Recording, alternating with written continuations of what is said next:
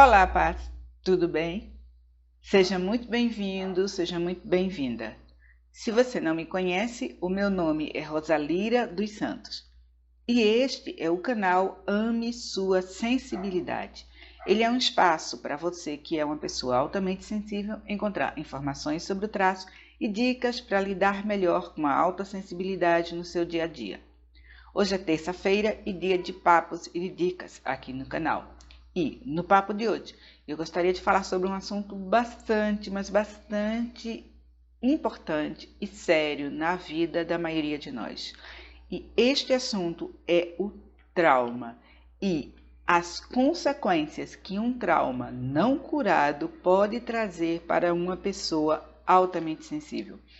Eu confesso a vocês que antes de pesquisar sobre esse assunto, eu própria não entendia com clareza sobre a importância de pensarmos sobre o trauma e seu impacto nas pessoas altamente sensíveis. Foi só quando eu comecei a ler sobre o assunto que eu percebi que eu própria me enquadrava na categoria de pessoas altamente sensíveis com traumas a serem curados. Mas para entender toda essa conversa, vamos começar definindo o que eu estou querendo dizer quando falo de trauma. Para nossa conversa aqui, vamos considerar como trauma qualquer coisa que foi forte ou intensa demais para que o seu sistema pudesse processar, ok? E isto depende fortemente da sua percepção. Imagina o seguinte, você está lá fazendo suas coisas, cuidando da sua vida, quando acontece algo que funciona como um choque para você, algo que lhe tira do eixo. Seu coração dispara, você começa a suar frio, as mãos começam a suar, você tem taquicardia, ou você tem a sensação que vai desmaiar, e por aí vai.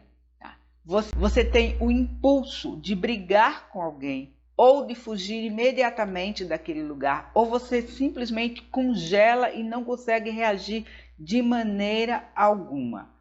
O que é que aconteceu? Aconteceu que o evento fez com que você se sentisse em risco, se sentisse inseguro ou inseguro e se sentisse em risco, seja física, seja mental, seja emocionalmente. Você teve medo ou vergonha de uma forma profundamente intensa e aquilo desequilibrou você, ok?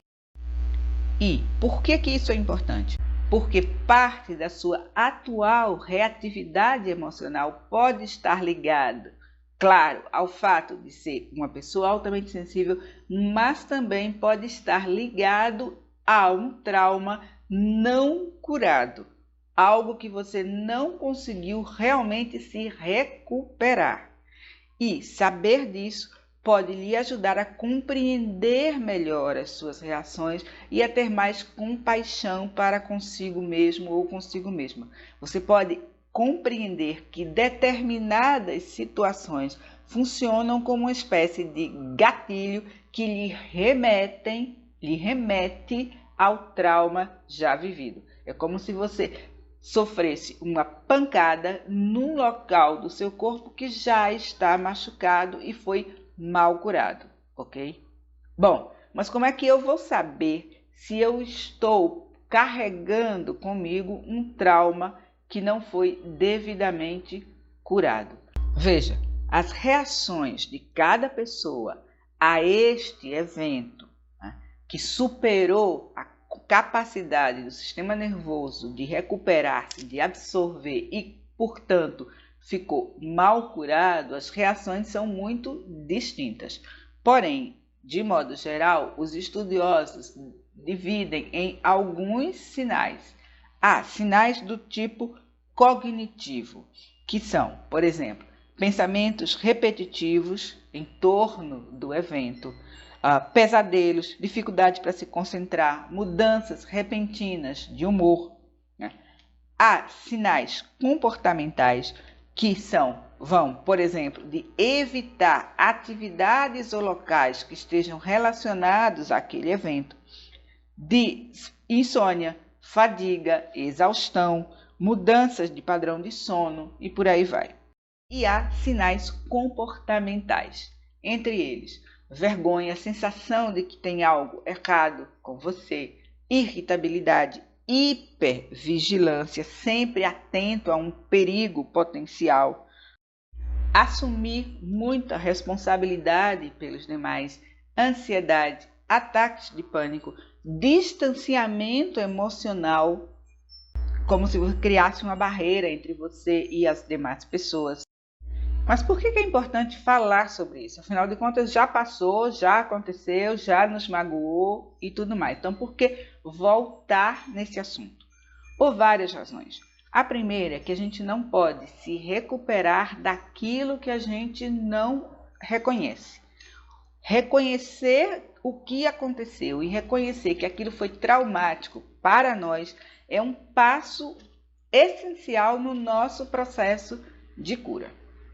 A segunda coisa importante é que isso nos ajuda a nos compreender, a compreender as nossas reações, a compreender quando a gente parece, inclusive, exagerar emocionalmente em algo que para os outros não seria para tanto. E, por fim, e talvez um dos motivos mais importantes para a gente falar, é que aquilo que a gente mantém preso nos adoece.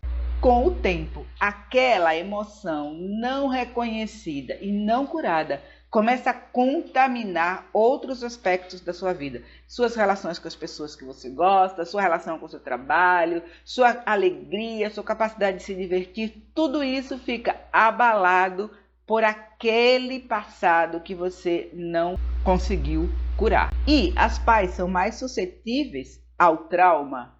Eu diria que sim. Por várias razões. A primeira delas é exatamente esse sistema nervoso mais afiado que a gente tem, que processa tudo com muita profundidade. Então, algo que não magoaria, não se transformaria num trauma para outra pessoa, pode transformar-se em algo assim para os altamente sensíveis devido à profundidade com que eles processam tudo. Uma outra característica é a nossa abertura para o ambiente. Eu já falei aqui algumas vezes do que os cientistas denominam suscetibilidade diferencial, ou seja, o fato de que o meio ambiente nos afeta, seja positiva, seja negativamente, mais do que a média das pessoas. Há também a nossa emocionalidade muito intensa, o que faz com que a gente se machuque, se magoe com algo que outra pessoa poderia passar com mais tranquilidade. E, por fim, a nossa autoestima, que em muitos casos é baixa e principalmente, inclusive, por esta percepção de sermos diferentes e de não nos encaixarmos muito bem. E lembre-se, de novo, só você pode dizer se algo foi ou não um trauma para você, se um evento foi ou não traumático. Quando a gente define trauma como sendo qualquer coisa que ultrapassa a capacidade do nosso sistema nervoso de absorver e processar qualquer coisa que é intensa demais para o nosso sistema nervoso absorver e processar, a gente pode estar falando de bullying, a gente pode estar falando de sentir-se cronicamente rejeitado, não aceito na família, por exemplo. A gente pode estar falando de ser criticado publicamente, a gente pode estar falando da morte de um animalzinho de estimação, a gente pode estar falando do fim de uma relação importante para você. Só você pode definir se um evento foi ou não traumático para você. A gente pode lidar com isso? Não só a gente pode, como a gente precisa. É importante que a gente consiga absorver aquilo que passou e, com isso, curar esse trauma. E, obviamente, que não é um caminho fácil. E também, obviamente, que para cada pessoa haverá um caminho específico. Porém, existem alguns passos que eu considero importantes e eu queria compartilhá-los com você. O primeiro e o mais importante: Reconheça que determinado evento lhe causou um trauma. Como eu disse, não é necessário que você tenha saído de uma zona de guerra, por exemplo. Aquilo que despertou uma reação, uma emoção forte demais e que, ao lembrar, você ainda sente com a mesma intensidade, configura um trauma. A segunda sugestão: comece a praticar a atenção plena para com o seu corpo. A maioria das pessoas que passou por um trauma tende a se dissociar do seu corpo. Quando você trabalha em restabelecer essa conexão, você pode tanto trazer à tona a emoção que foi reprimida, como você pode começar o processo de cura. Terceiro passo: pratique autocompaixão para se apoiar ao longo desse processo.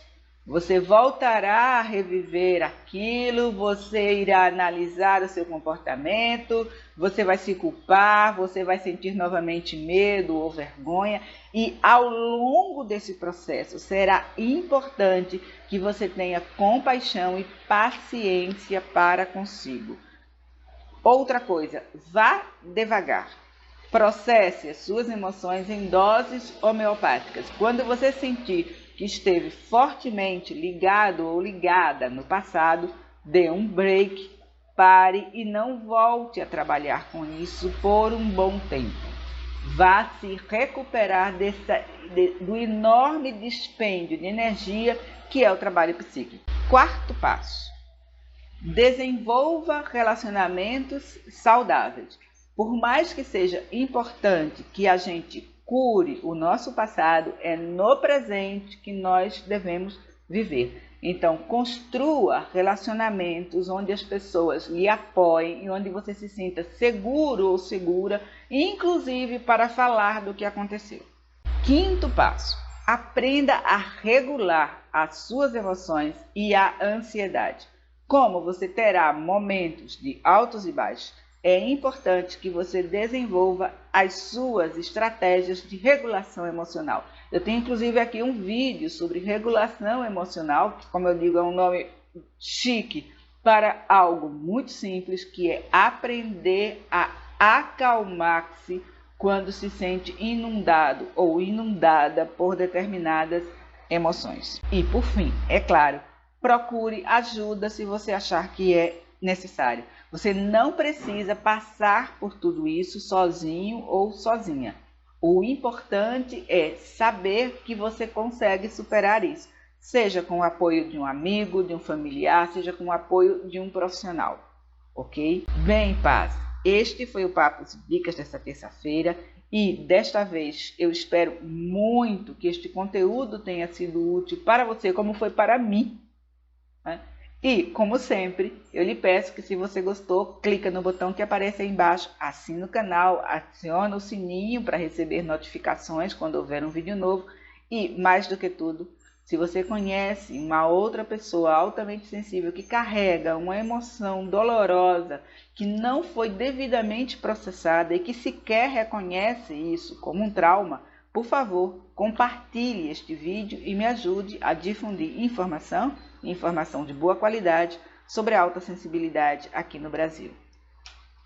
Muito obrigada por ter me assistido, beijos e bênçãos e até o nosso próximo encontro. Tchau!